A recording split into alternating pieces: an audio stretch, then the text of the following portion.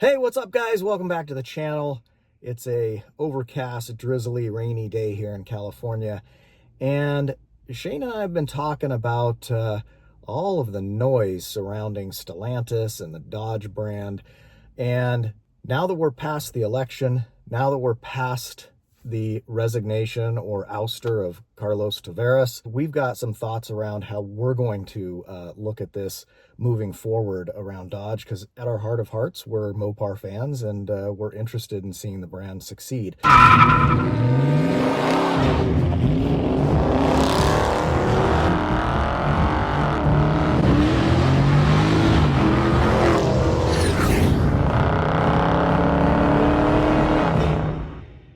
Okay, so we all watch the same channels as you do. We can see the folks who follow our channel. We can see what they watch, the other channels they watch. We're all looking at the same thing. We're all taking in the same content. And there is a tremendous amount of noise around the Stellantis brand these days, most of it bad. If you really take a step back and think about it from a 30,000-foot view, this whole situation, where we've landed, I think, offers some clarity to us at least, and we hope it will to you too. Essentially, we do not feel like we are going to even consider any kind of a Mopar, especially Dodge, branded car until the 2028 models are introduced. Now, why is that? Everything that Dodge has been doing has been in the midst of chaos. They've had a lot of, we're hearing this now, that they've had a lot of internal infighting, disagreements, bickering, high-level executives dismissed. I've spent the bulk of my career at the director and VP level of a very large company.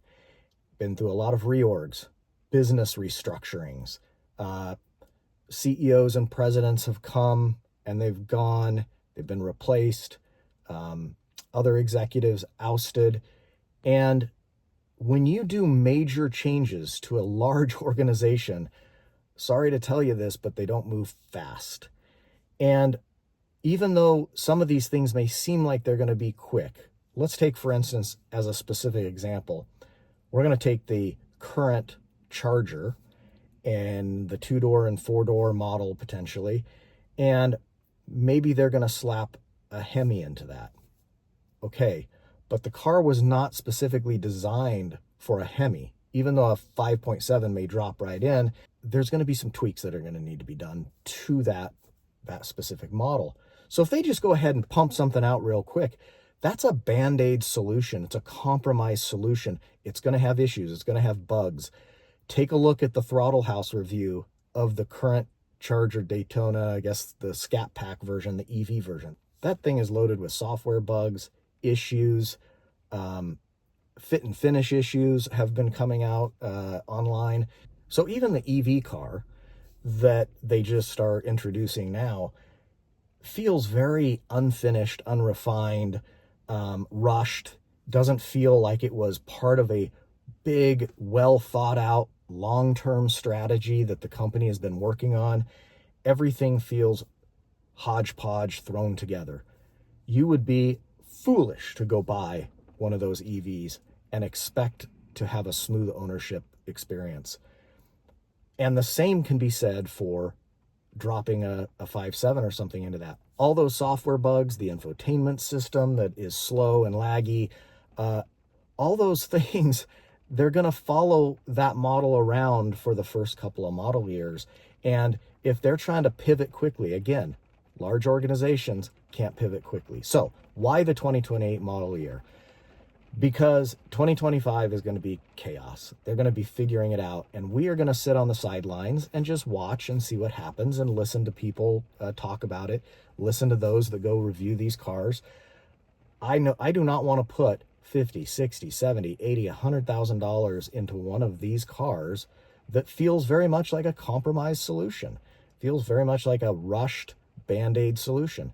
So we are thinking by the end of 2027, when the 2028 models begin to hit dealerships, I think that we should have a little more confidence in the products that they're producing at that point. So everything that's going on right now, listening to, all the YouTube channels that we all listen to, it's a lot of noise. It's just a lot of noise, and it just needs to work its way through. It needs to settle out. And ultimately, I believe some kind of sanity will prevail. It's going to take some time, though. This isn't going to be fast. And we highly, highly recommend that you don't dive in and spend your hard-earned money on any of these products that are going to be produced under what is really a time of turmoil for a company, for these brands, and to expect that these products are going to be good, the quality is going to be there, I think you're smoking crack. They've got a lot of damage to repair to their brand, their customer base, to the UAW, their relationships there, their relationship with their suppliers. There is just a lot of damage to undo. And again, big ships turn very slowly. These organizations are not good at pivoting really, really fast. And this is not going to be any exception. And even if they do Band-Aid something together and roll out a 5.7 or a 6.2 in these vehicles, enter at your own risk.